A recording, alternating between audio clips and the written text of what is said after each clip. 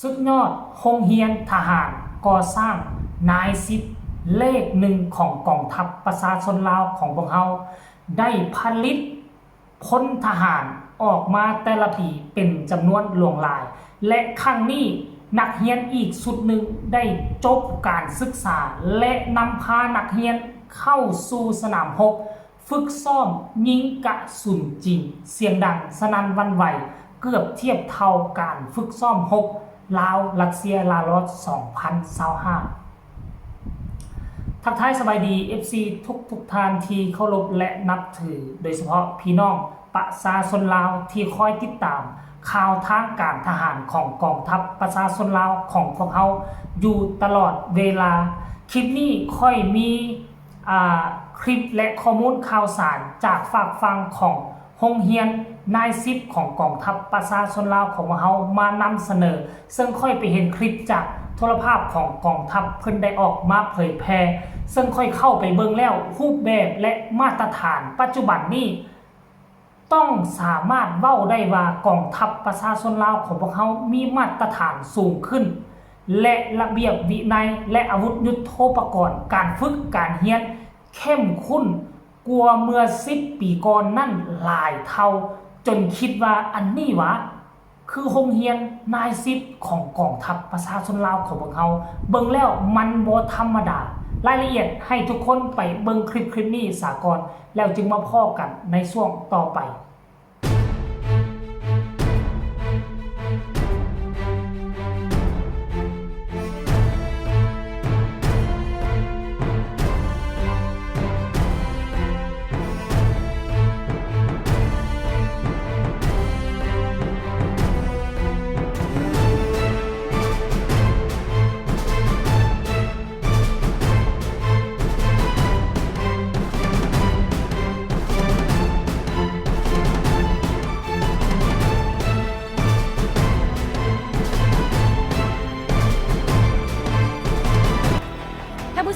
การหันกลมกองให้เข้าสู่ระเบียบแบบแผนในการจัดตั้งพันธย้ายตามทิศที่ว่าปรับปรุงก่อสร้างกองทัพประชาชนลาวให้กลายเป็นกองทัพปฏิบัติที่มีระเบียบแบบแผนและทันสมัยหนึ่งในนี้โรงเรียนก่อสร้างในสิบฐานทัพเลขหนึ่งกองทัพเวลาใดคณะผักคณะปรึกษาก็ได้สนใจจะตั้งปฏิบัติอย่างเป็นผู้ประทับตัวจริงซึ่งแสดงออกในการเรียนการสอนการปฏิบัติในระบอบ18เวียกในมื้อหนึ่งของกองทัพ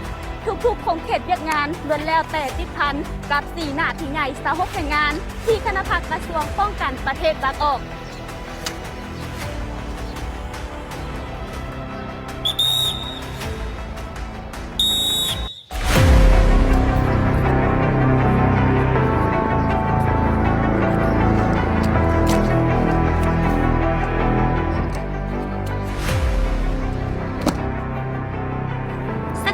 การศึกษาของกองทัพมีบทบาทสุดที่สำคัญในการก่อสร้างทรัพยากรมนุษย์ประกอบให้บรรดาเหล่าหกทับประกันในการเคลื่อนไหวปฏิบัติหน้าที่ของกองทัพในปัจจุบันก่อปูสะพานนาและยาวนาน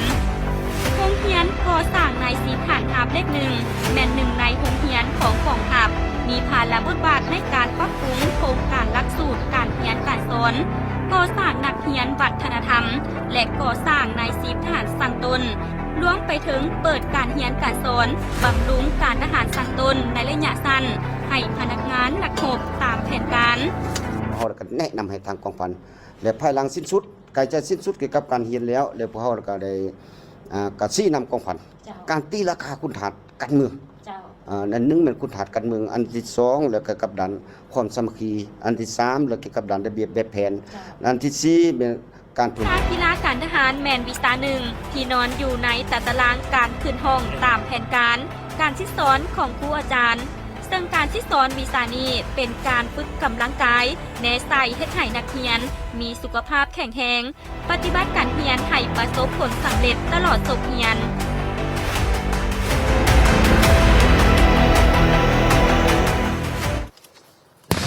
หนึ่งศึกษาการเมืองคิดให้นักเรียนมีความมุ่งมั่นทุ่มเที่ยงมีความห้าวหันมีความอดทนสามัคคีช่วยเหลือซึ่งกันและกันในเวลาเรียนฉะนั้นเราต้องควบคุมนักเรียนระเบียบของนักเรียนเป็นการทำเรียน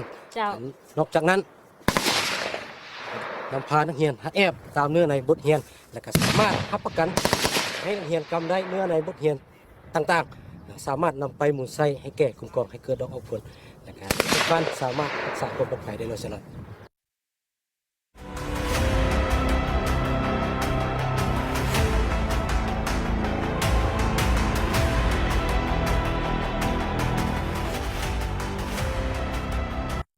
มื้อนี้ถือว่าเราปฏิบัติตามแผนการนำออกสนามให้บรรดาสหายเกี่ยวกับปืนอากาศในการบุกตีของปืนอากาศ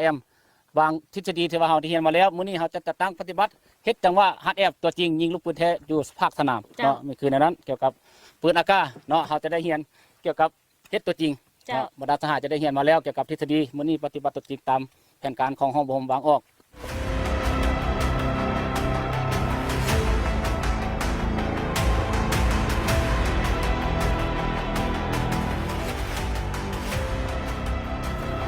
โดยปฏิบัติตามแผนการของห้องอบรมก็คือทางแผนกศิลปยุทธ์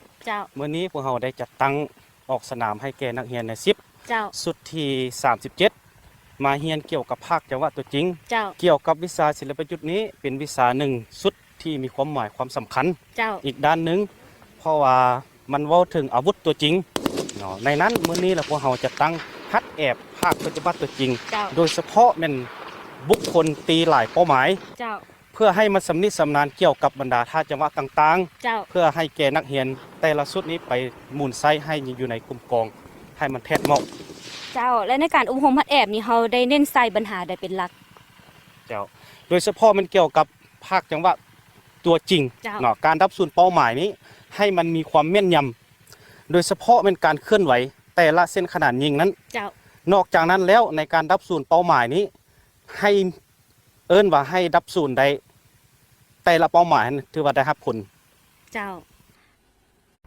ที่ทุกท่านชมไปแล้วนั่นก็คือคลิปวิดีโอเนาะจากโทรภาพกองทัพซึ่งเพิ่นได้ไปเก็บกำข้อมูลและถ่ายทำอยู่ที่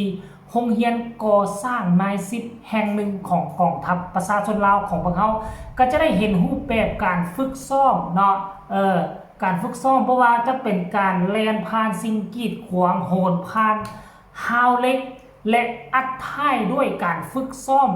ยิงเป้าโดยการใช้ปืนอากาศหรือว่า AK ท่านผู้ชม FC แฟนคลับนี่เป็นเพียงโรงเรียนนาย10เท่านั้นเฮาก็ยังสุ่มใส่เขาเอิ้นว่าหยังก็สุ่มใส่เน้นใส่มากผลการผลิตนายทหารที่จะออกมารับใช้ประเทศชาติกลัวจะมาเป็นทหารลาวมันบ่ได้ง่ายมันต้องได้ฝึกฝนรอหลอมเรียนอยู่ที่โรงเรียน